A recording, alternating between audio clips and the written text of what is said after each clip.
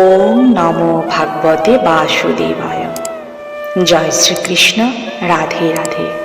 শ্রীমদ্ ভগবদ গীতা এমন একমাত্র গ্রন্থ যা মানুষকে বেঁচে থাকার জন্য সঠিক দিশা দেখায়। ভগবদ গীতা জীবনে ধর্ম, কর্ম এবং প্রেমের পাঠ শেখায়। ভগবদ গীতার জ্ঞান মানব জীবন এবং জীবনের পরবর্তী জীবনের জন্য অত্যন্ত উপযোগী মনে করা হয়। তাই আপনি প্রতিদিন সকালে এবং রাতে ঘুমানোর আগে ভগবদ গীতা পাঠ শুনুন। আপনার মন স্থির থাকবে এবং আপনার পরবর্তী প্রজন্ম কৃষ্ণ ভক্ত জীবন লাভ করবে। তাহলে চলুন শুরু করা যাক। গীতা শাস্ত্রমিদং পুণ্যং ইয়া পঠিত প্রয়ত পুনাম। ভগবদ গীতার নির্দেশকে যথাযথভাবে অনুসরণ করতে পারলে অতি সহজেই সমস্ত ভয় ও উদ্বেগ থেকে মুক্ত হওয়া যায়। এই জীবনে ভয় ও শোকাতি বর্জিত হয়ে পরবর্তী জীবনে চিন্ময় স্বরূপ অর্জন করা যায়। গীতাধ্যায়ন শীলস্য প্রাণায়াম পরস্য চ নৈব শান্তি হি পাপানি পূর্বজন্ম কৃতানি চ।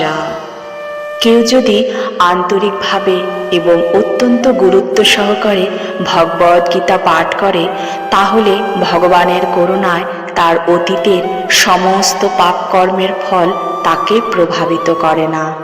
মলিনে মোচনং পুংসাং জলস্নানং দিনে দিনে সকৃত গীতামৃত স্নানং সংসার মলনাশনম। প্রতিদিন জলে স্নান করে মানুষ নিজেকে পরিচ্ছন্ন করতে পারে, কিন্তু কেউ যদি ভগবদ গীতার গঙ্গা জলে একটিবারও স্নান করে তাহলে জড়জীবনের মলিনতা একেবারেই বিনষ্ট হয়ে যায়। গীতা সুগীতা কর্তব্য কি মন্য শাস্ত্র বিস্তরায় ইয়া স্বয়ং পদ্মনাভস্য মুখ পদ্মাদ বিনিশ্রিতা। যেহেতু ভগবদ গীতার বাণী স্বয়ং পরম পুরুষোত্তম ভগবানের মুখ নিঃসৃত বাণী, তাই এই গ্রন্থ পাঠ করলে আর অন্য কোনো বৈদিক সাহিত্য পড়বার দরকার হয় না। গভীর নিষ্ঠা ও আন্তরিকতার সঙ্গে নিয়মিতভাবে ভগবদ গীতা শ্রবণ ও কীর্তন করলে আমাদের অন্তর্নিহিত ভগবদ ভক্তির স্বাভাবিক বিকাশ হয়।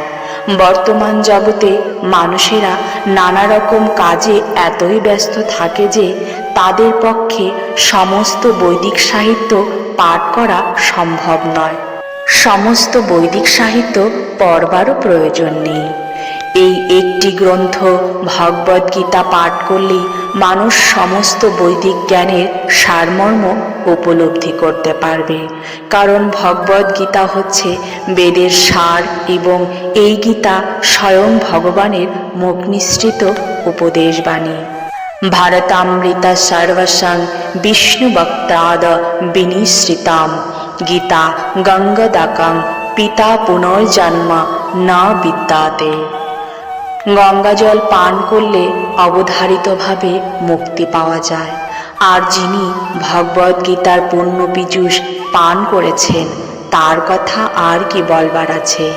ভগবদ গীতা হচ্ছে মহাভারতের অমৃত রস, যা আদি বিষ্ণু ভগবান শ্রীকৃষ্ণ নিজেই বলে গেছেন। গীতা ভগবানের চরণপদ্ম থেকে উদ্ভূত বলে উল্লেখ করা হয়েছে।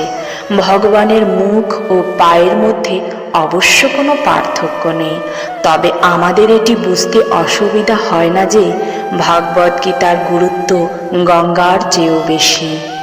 সর্বপনিষদ গাবদগ্ধা গোপালনন্দন পার্থবৎস সুধীর ভক্তা দুগ্ধং গীতামৃতং মহত।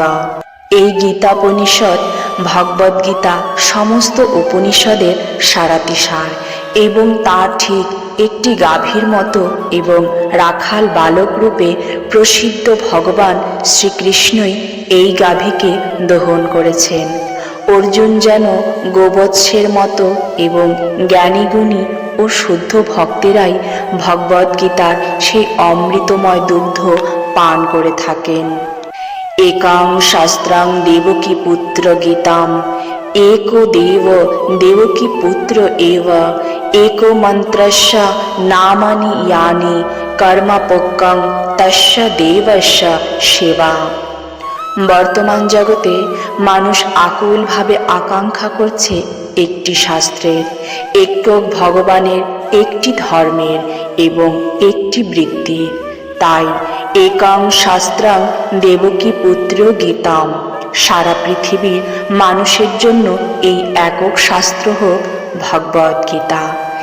एको মন্ত্রস্তস্য নামানি, একক মন্ত্র, একক প্রার্থনা, একক স্তোত্র হোক তার নাম কীর্তন।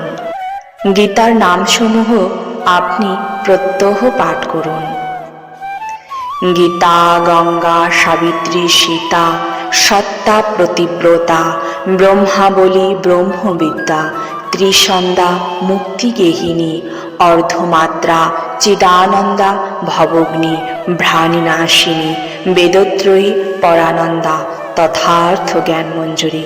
হরে কৃষ্ণ কৃষ্ণ কৃষ্ণ হরে হরে, হরে রাম রাম রাম হরে হরে, হরে কৃষ্ণ কৃষ্ণ কৃষ্ণ হরে হরে, হরে রাম রাম রাম হরে হরে।